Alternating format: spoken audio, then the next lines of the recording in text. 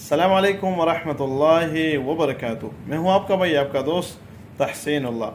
मोहतरम भाई दोस्तों, इस वक्त मौजूद हूँ कतर में और कतर के हवाले से ज़रूरी मालूमात आप लोगों के साथ शेयर करूँगा।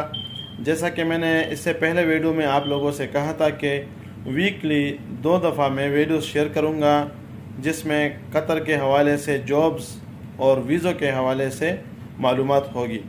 तो आज की इस वीडियो में हम बात करेंगे आज़ाद वीज़े के हवाले से कि आज़ाद वीज़े के फ़ायदे क्या है और आज़ाद वीज़े के नुकसानात क्या है।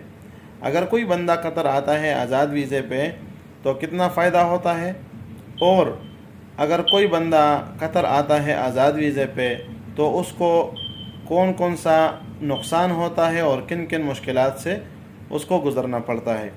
सबसे पहले मैं आप लोगों को ये बताना चाहता हूँ कि कतर आज़ाद वीज़ा ये हम लोगों ने नाम दिया है, कोई भी आज़ाद वीज़ा नहीं होता, ये कंपनी का वीज़ा होता है।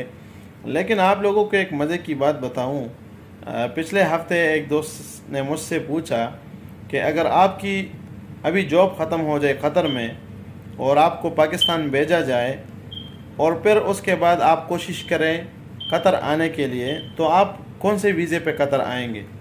तो सबसे पहले तो अल्लाह के फ़ज़ल से प्रोफाइल स्ट्रॉन्ग है। कोशिश होगी कि ऑनलाइन अप्लाई करूं और किसी कंपनी से फ्री में वीज़ा और टिकट हासिल करूं और कतर आके ज्वाइन करूं।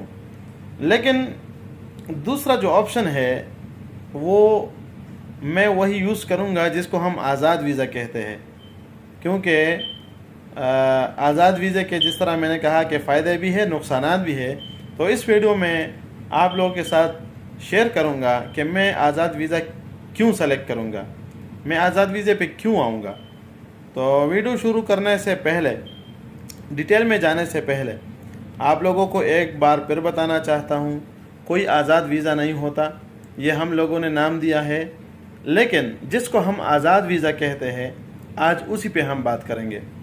आज सबसे पहले तो आज़ाद वीज़े के नुकसानात बयान करते हैं, उसके बाद फ़ायदों की तरफ आते हैं। सबसे पहले बात यह है कि आज़ाद वीज़ा जिसको हम कहते हैं, अगर कोई बंदा कतर आता है उस वीज़े पे तो सबसे पहले वो जब कतर आएगा तो वो अपने लिए अकोमोडेशन, फूड वगैरह और ट्रांसपोर्ट ये सब उसकी अपनी ज़िम्मेदारी होगी। तो मतलब यह है कि जो लोग आज़ाद वीज़े पे कतर आते हैं उसके पास डायरेक्ट जॉब नहीं होगी, वो यहाँ पे आने के बाद कोशिश करेंगे। अगर जॉब जल्दी मिल गई तो फ़ायदा है, नहीं मिली तो नुकसान है। 1 महीने में भी मिल सकता है और 6 महीने में भी नहीं मिल सकता। अगर किसी को 2-3 महीने तक जॉब नहीं मिली तो कतर में रहने के लिए कम से कम, जो सबसे कम ख़र्चा है, आपको 600-700 रियाल महीने का ख़र्च करना पड़ेगा आपकी रिहाइश के लिए और आपकी फूड वगैरह के लिए। तो आज़ाद वीज़ा का नुकसान ये भी है कि जब आप कतर आएंगे और आपका अगर कतर में कोई नहीं है तो आपको यहाँ पे बहुत सी मुश्किलात का सामना करना पड़ेगा। रहने के लिए जगह नहीं होगी, और अगर आप रहते हैं किसी के पास और अगर आपका जॉब नहीं है तो आप वो ख़र्चा कहाँ से पूरा करेंगे। तो इस तरह के बहुत से नुकसानात आपको उठाने पड़ते हैं। अभी आते हैं कि आज़ाद वीज़े के फ़ायदे क्या है। जिस तरह मैंने आपसे कहा कि अगर मेरे पास कोई और ऑप्शन नहीं है, अगर मुझे किसी कंपनी ने वीज़ा नहीं दिया, टिकट नहीं दिया और मैं आता हूँ कतर, तो मैं किसी एजेंसी के थ्रू आऊँगा डायरेक्ट कंपनी के साथ, या मैं आज़ाद वीज़ा लेके कतर आऊँगा। तो जिस तरह मैंने पहले कहा, ये कंपनी का वीज़ा होता है, आज़ाद नहीं होता। लेकिन मैं भी वही वीज़ा सेलेक्ट करूँगा जिसको हम आज़ाद कहते हैं। उसके फ़ायदे क्या है, मेरे लिए क्या फ़ायदा है अगर मैं आज़ाद वीज़े पे आता हूँ कतर। अभी तो मैं कतर में हूँ, मैं उस वक़्त की बात करता हूँ अगर मैं कतर से बाहर जाऊँ, जॉब ख़त्म हो जाए खुदा ना ख्वास्ता, और फिर मैं यहाँ आने की कोशिश करता हूँ, तो मुझे फ़ायदा क्या है।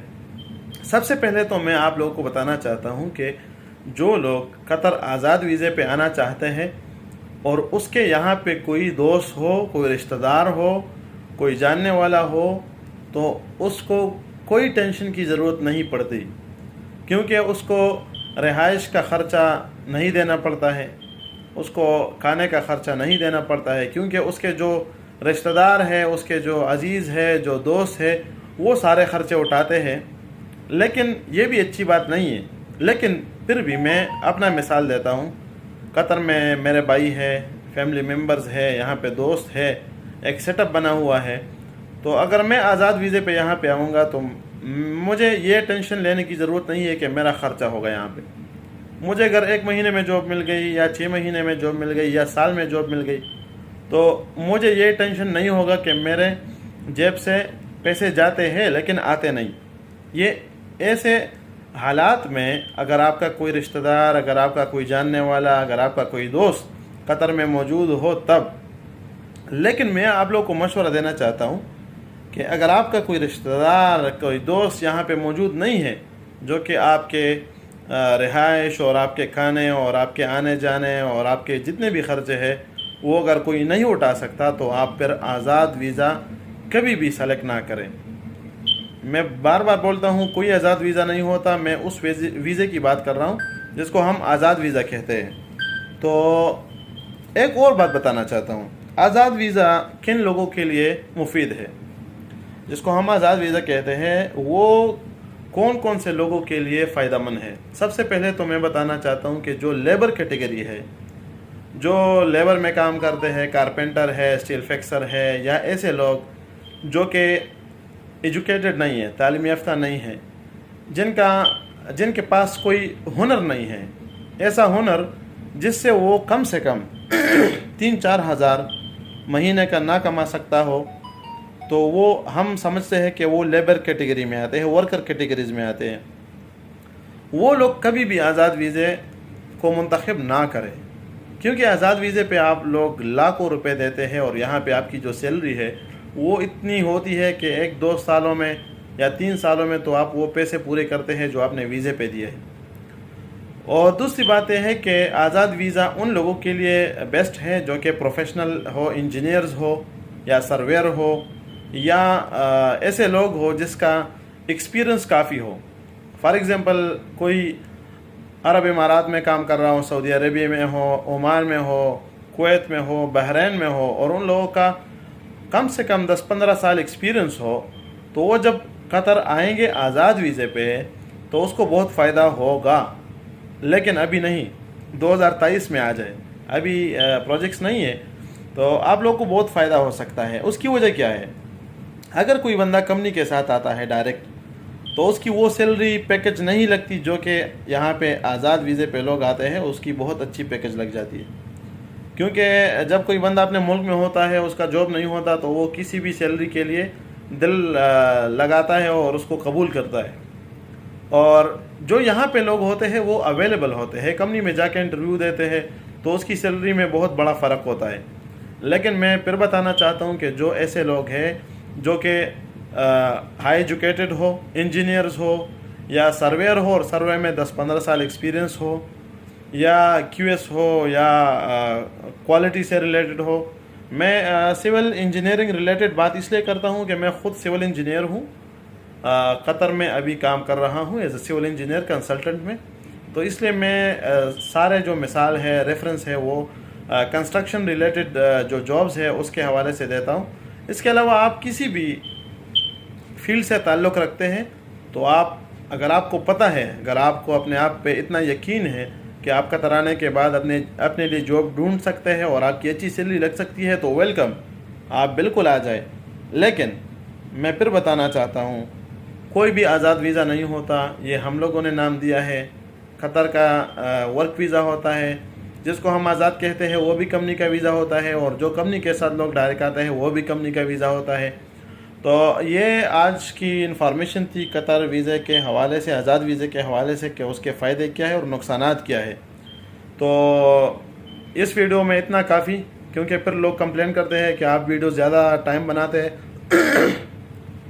انشاءاللہ نیکسٹ ویڈیو میں ہم پھر بات کریں گے اور ٹاپکس پہ قطر کے حوالے سے۔ تو جن لوگوں نے یوٹیوب چینل سبسکرائب نہیں کیا، میرے یوٹیوب چینل کو سبسکرائب کریں، دوستوں کے ساتھ شیئر کریں، اور انشاءاللہ آپ لوگوں کو بہت مفید معلومات میرے یوٹیوب چینل پہ ملیں گے. دعاؤں میں یاد رکھیں. السلام علیکم ورحمۃ اللہ وبرکاتہ.